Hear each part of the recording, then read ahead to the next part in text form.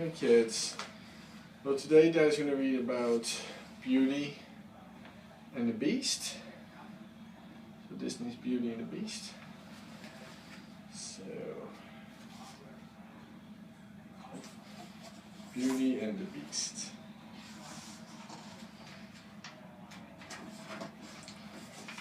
Once upon a time, there lived a young prince in a beautiful castle. Although he had everything his heart desired, the prince was spoiled and selfish.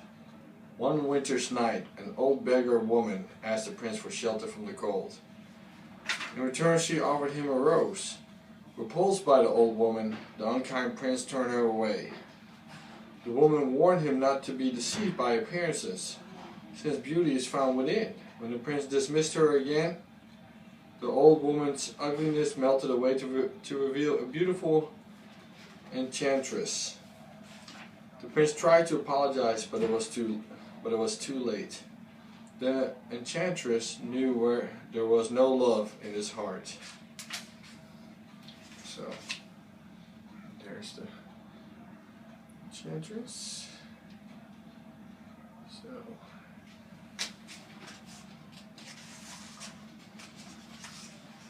as punishment, the enchantress turned the prince into a hideous beast. Then she placed a spell on the castle and all who lived there. The rose she had offered him was an enchanted rose. It will bloom until the prince was 21. If he could learn to love and be loved in return before the last petal fell, then the spell would be broken. If not, he would remain a beast forever. Ashamed of his monstrous form, the beast hid inside the castle. A magic mirror was his only window to the outside world. As the years passed, he fell into despair. Slowly the rose began to wither. He did not believe anyone could ever love him.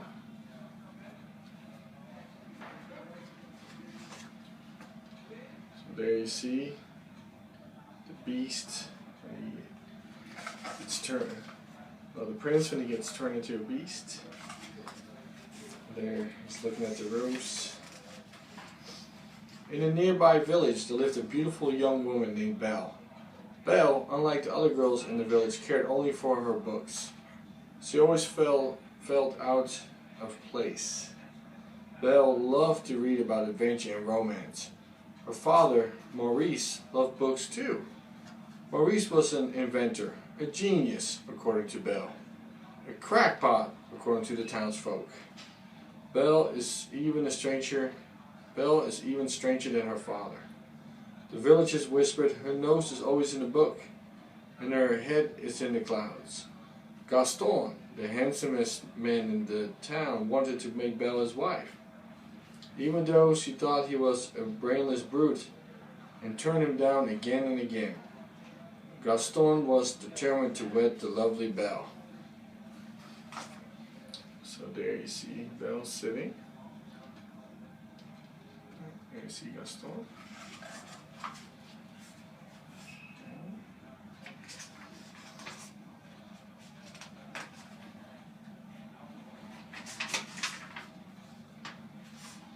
One cold day, Maurice hitched his horse, Philip, to a wagon and set off to show his latest invention at a fairway fair.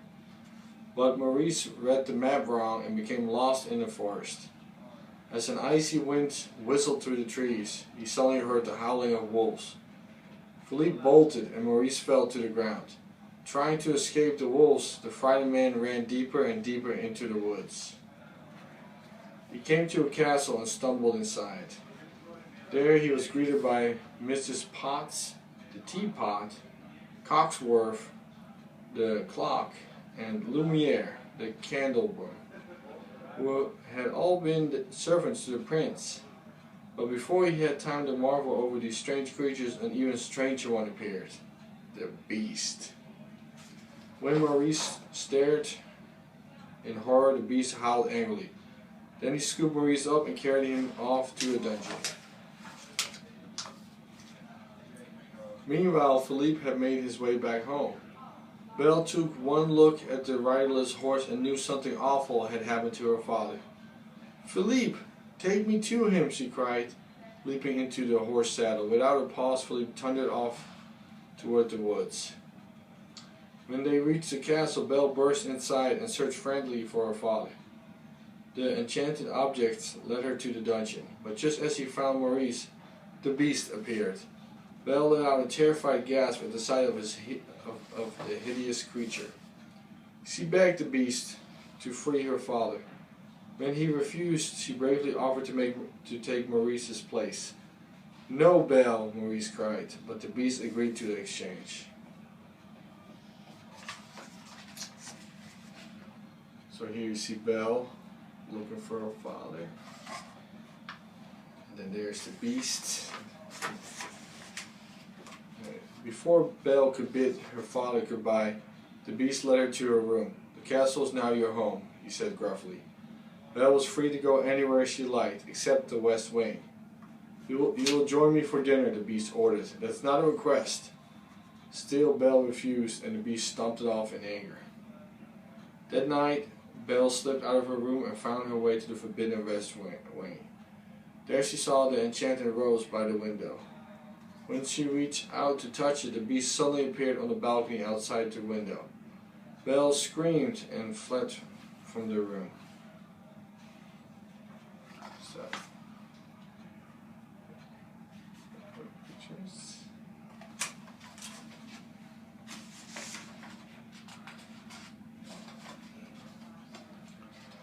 Her heart-pounding Belle ran out of the castle, mounted Philippe, and galloped off into the night. But a pack of wolves soon had them surrounded. Belle was helpless. Suddenly the beast was there. Throwing the wolves aside, Belle heard terrible snarling and howling as the beast and the wolves battled for their lives. At last the wolves ran off into the woods, but the beast lay in the snow, badly injured. Back at the castle, Belle carefully tended to the beast's wounds. Gentle as she was, the beast roared in agony. "I barely touched you," said Belle. Then she saw the look of pain on his face. "I forgot to thank you for saving my life," she added softly. The beast only grunted in reply, but when Belle turned away, a hint of a smile appeared on his face. Oh.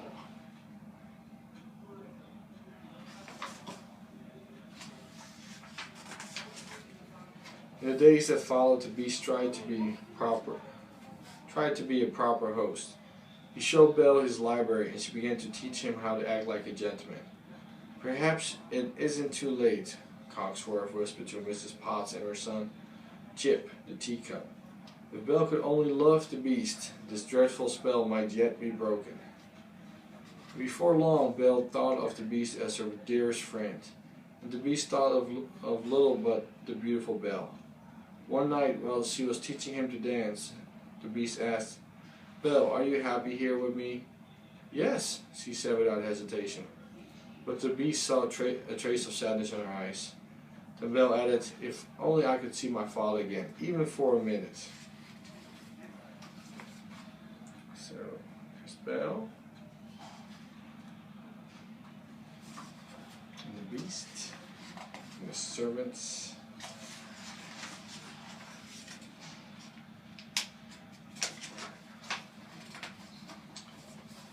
"You can," the beast said, handing her the magic mirror.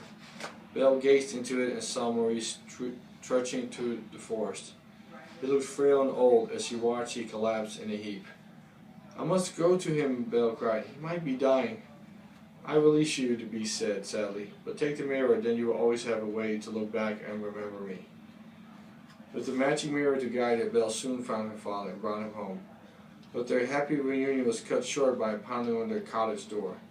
The townspeople had come to take Maurice away. Gaston's friend Lefaux stepped forward. "Maurice has been raving that you were imprisoned by a hideous beast," he said. "Only a crazy man will tell such a tale."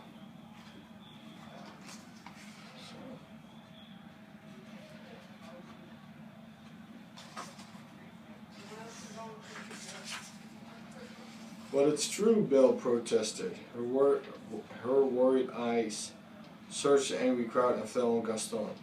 "Gaston," she cried, "you know my father isn't crazy. Tell them," Gaston whispered to Belle, that he might be able to calm the crowd if she promised to marry him. "Never!" Belle exclaimed. "My father is not crazy.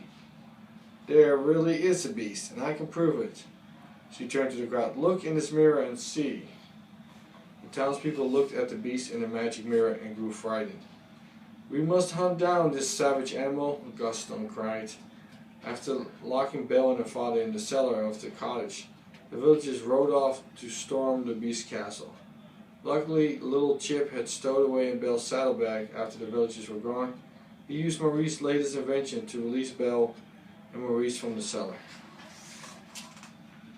By the time Belle reached the castle, the townspeople had broken in. Gaston and the beast were fighting on the castle roof. The beast managed to knock Gaston's weapon from his hand. There was nothing to stop him from killing Gaston. Gaston screamed for mercy and the beast turned away from his enemy. Then Belle watched helplessly as Gaston plunged a knife in the beast's back. The beast roared in pain. Backing away from the wounded beast, Gaston lost his footing and fell off the roof into the fog below. Belle rushed to the beast's side. "You came back," the beast said weakly. "At least I can see you one last time." "No, no," Belle said, sobbing as she kissed his cheek. "Please don't die. I love you." At that moment the spell was broken. In one magical instant the beast turned back into a prince, and the enchanted servants returned to their human forms. The castle came to life with rejoicing. There was no doubt that the loving couple would live happily ever after. And that was the end.